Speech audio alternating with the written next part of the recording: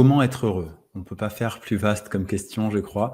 Et pourtant, il y a tellement d'éléments intéressants à voir dans cette vidéo. La première chose que j'ai envie de vous dire, c'est que si vous voulez être heureux, courir, être à la recherche du bonheur, c'est vraiment la pire chose que vous pouvez faire. Alors pour bien comprendre tout ça, on va revenir quelques années en arrière, on va revenir dans l'Antiquité et on va prendre la réflexion qu'ont eu trois personnes assez connues dont vous avez sans doute déjà entendu parler.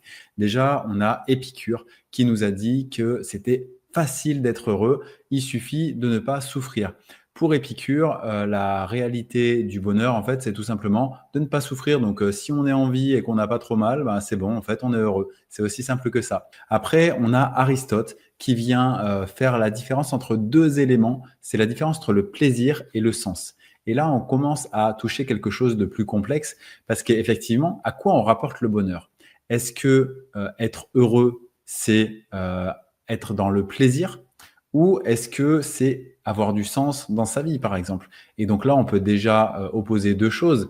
C'est est-ce que je suis heureux parce que sur le moment, j'ai un plaisir gratifiant, parce que je scrolle sur les réseaux sociaux et donc j'ai de la dopamine et donc je peux être heureux là sur l'instant, mais en fait, ça va pas servir le vrai bonheur qu'on recherche, à savoir peut-être plus celui du sens. C'est est-ce que ma vie a un sens? Et à cette question-là, c'est encore d'autres réflexions qu'il faudrait avoir. Mais on voit la différence entre le plaisir très court terme et le sens très long terme. Et on a Marc Aurèle qui dit quelque chose de très puissant. Ça vient du stoïcisme, du coup. Il dit que la force me soit donnée de supporter ce qui ne peut être changé, le courage de changer ce qui peut l'être, mais aussi la sagesse de distinguer l'un de l'autre. Et c'est une phrase qui guide chacune de mes réflexions par rapport au bonheur depuis plusieurs années et je la trouve extrêmement puissante. On va s'arrêter quelques secondes là-dessus et après je vais vous donner la définition du bonheur, peut-être un peu plus contemporaine, mais tout autant vraie et que vous allez pouvoir adapter à votre propre vie. Donc on va décortiquer. Que la force me soit donnée de supporter ce qui ne peut être changé. C'est-à-dire que dans la vie, on va avoir des choses qui vont être présentes, qui seront pas forcément agréables, donc on pourrait pas parler de bonheur, et pourtant, c'est des choses sur lesquelles on n'a pas le contrôle. Donc on aura beau être en colère, on aura beau essayer de faire des choses, on ne pourra pas le changer parce que ce n'est pas de notre responsabilité, d'accord? Deuxième point, c'est le courage de changer ce qui peut l'être, donc ce qui peut être changé.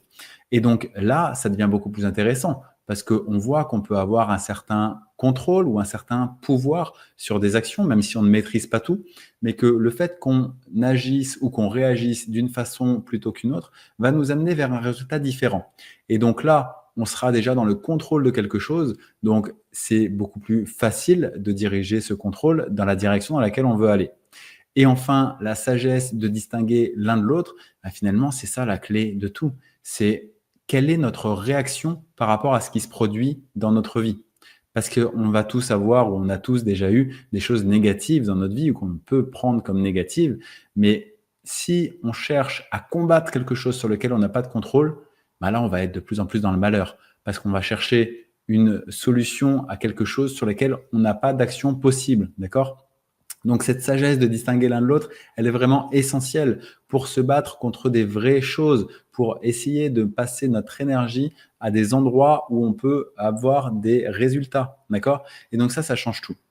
Et donc, on va reparler de responsabilité juste après, mais je voudrais vous donner avant la définition du bonheur. C'est Mo Gaudat, dans son livre La formule du bonheur, qui nous dit que le bonheur, il est supérieur ou égal à la différence entre notre perception des événements et à nos attentes. Et en fait, c'est tellement vrai. Et ça, je l'ai compris il y a pas si longtemps, tout simplement parce que quelqu'un d'autre en a parlé dans un podcast de cette définition du bonheur. Donc, je trouve ça génial et je suis content de pouvoir vous la partager aujourd'hui.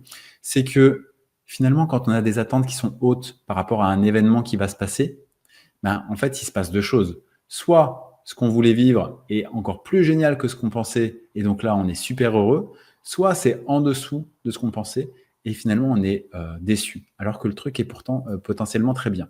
Je vous donne un exemple. On part en vacances, vous et moi, et on pense que ça va être des vacances paradisiaques. On va à un super endroit qu'on aime beaucoup, et du coup, bah, ça ne peut être que des bonnes vacances. Et en fait, peut-être que oui, peut-être que non. Parce que, mettons que dans cet endroit où on part, bah, finalement, il fait pas beau, les activités qu'on voulait faire ne sont pas possibles, etc.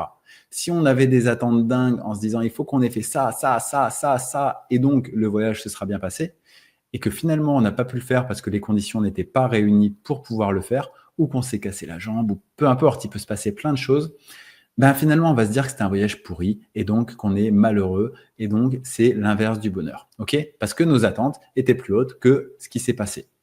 Par contre, si on n'a pas d'attente, c'est-à-dire on peut avoir envie de faire des activités, bien sûr, mais on ne se dit pas que notre voyage sera réussi si telle chose ou telle chose est faite, mais que simplement on se contente de vivre ce qui se passe et d'essayer de profiter de chaque moment, bah là, forcément, le voyage sera beaucoup plus dingue parce que le simple fait d'arriver à profiter de l'instant présent va faire que vous allez forcément passer plein de super moments, et même s'il pleut, vous pouvez avoir une discussion super sympa, manger un super plat, il peut se passer plein de choses bien, et en fait, vous allez mettre votre focus plutôt sur les choses positives que sur les choses qui ne se passent pas comme vous l'avez voulu.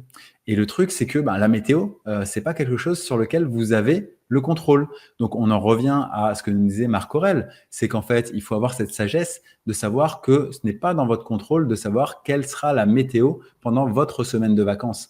Et donc, si vous mettez votre bonheur de façon conditionnée à s'il fait beau, je vais être heureux, s'il fait pas beau, je vais être malheureux, ben, finalement, c'est juste le fruit du hasard ou de la chance, mais en aucun cas, vous êtes maître de est-ce que me sens heureux ou pas.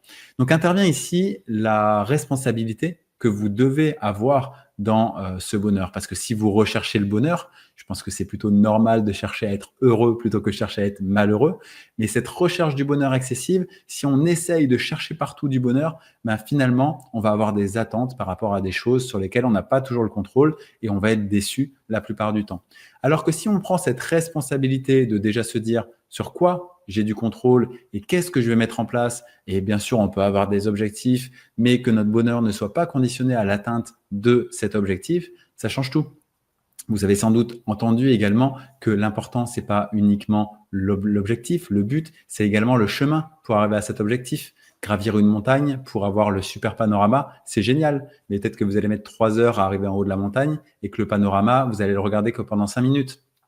Donc, est-ce que le vrai bonheur, ce n'est pas dans la façon de faire les choses d'une façon qui nous convienne et qui fait chacun de ces moments-là finalement pour que toute cette ascension de la montagne soit sympa, et la vue, bah, même s'il y a du brouillard une fois qu'on arrive au sommet, c'est pas grave parce que ce n'est pas la seule condition qui va nous rendre heureux. Donc, prenez vos responsabilités par rapport à ce sur quoi vous mettez votre focus, d'accord? Mettez la responsabilité sur votre façon de réagir par rapport à quelque chose. Prenez du recul, et c'est ce qui vous permettra ben, le plus possible d'être heureux simplement en réalité, parce que vous n'aurez pas d'attentes sur lesquelles vous n'avez aucun contrôle, et vous allez tout simplement vivre vos journées de la façon dont elles vont se dérouler. Et c'est OK. Dernière chose que je pense être super importante dans cette quête d'être heureux, donc ne pas chercher le bonheur, mais faire en sorte que le bonheur soit ici et maintenant en permanence, c'est également d'être bien à la fois dans votre corps, dans votre tête. Et donc, ça passe par bien dormir, bien s'alimenter, faire du sport, avoir des objectifs à atteindre. Je pense que c'est un peu des fondamentaux pour qu'on puisse être heureux, justement, et qu'on soit pas trop dans l'intellect à imaginer ce qu'il faudrait faire pour arriver à être heureux et atteindre telle ou telle chose, mais plutôt vivre les choses comme un enchaînement de choses qui se présentent dans notre vie, et de le vivre le mieux possible en profitant de l'instant présent sans chercher forcément à faire des plans sur la comète. Et moi, je sais que j'adore ça, faire des plans sur la comète, faire des stratégies, etc. Et c'est un peu un risque de rester trop dans l'intellect et dans la réflexion, et de ne pas agir suffisamment, de ne pas vivre suffisamment. Donc, je pense que moins on réfléchit, plus on est heureux de base, moins on a d'attentes, plus on est heureux, plus on arrive à savoir ce sur quoi on a le contrôle, et plus on arrive à mettre des actions qui seront positives pour nous et donc pour notre bonheur. Parce que finalement, la recherche du bonheur, c'est pas une recherche, c'est simplement une façon de vivre sa vie. Pour conclure, moi, je serais heureux si vous étiez 100 000 personnes à liker cette vidéo. Mais ce serait génial, c'est sûr. Mais si vous n'êtes pas 100 000, je serais heureux tout autant, parce que j'ai pu partager avec vous notamment ce concept de la formule du bonheur que j'ai entendu et qui m'a vraiment changé la vie. et également cette réflexion de Marc Aurèle qui, je trouve, est super puissante. Je vous la répète avant qu'on se laisse: que la force me soit donnée de supporter ce qui ne peut être changé, le courage de changer ce qui peut l'être, mais aussi la sagesse de distinguer l'un de l'autre. J'espère que vous allez en direction de la sagesse. À bientôt.